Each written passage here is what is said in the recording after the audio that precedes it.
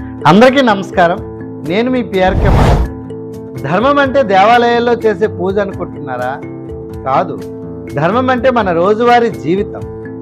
ధర్మం అంటే భార్యను అగ్నిసాక్షిగా చేసుకొని వదలకుండా నిలబడటం. అదే వివాహ ధర్మం.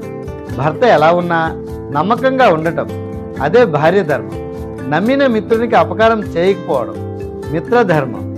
సోమర్తనం లేకుండా బాధ్యతగా నిలబడటం పురుష ధర్మం. తెలిసిన జ్ఞానాన్ని దాచుకోకుండా పంచడం గురు ధర్మం. భయభక్తులతో నేర్చుకోవడం శిష్య ధర్మం. న్యాయంగా సంపాదించి కుటుంబాన్ని పోషించడం యజమాని ధర్మం. ఆ సంపాదనను సక్రమంగా నడపటం ఇల్లాలి ధర్మం. దేశం కోసం ప్రాణం పెట్టి కాపాడటం సైనిక ధర్మం. వృద్ధ తల్లిదండ్రులను ఆదరించడం బిడ్డల ధర్మం. బిడ్డలను ప్రయోజకులను చేయడం తండ్రి ధర్మం. ఇంటికి తల్లిదండ్రులకి గౌరవం తీసుకురావడం బిడ్డలందరి ధర్మం. వృత్తి ఏదైనా గౌరవించడం వృత్తి ధర్మం. తీసుకున్న జీతానికి నమ్మకంగా పనిచేయటం ఉద్యోగి ధర్మం. సంపాదించిన దాన్ని తన వారితో పంచుకోవడం సంసార ధర్మం.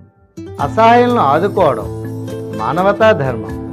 చెప్పిన మాటను నిలబెట్టుకోవడం సత్య ధర్మం. ధర్మం అనేది పెద్ద మాట కాదు.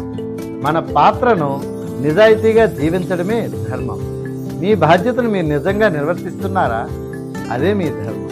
ఈ మాటలు మిమ్మల్ని తాకితే షేర్ చేయండి. Thank you.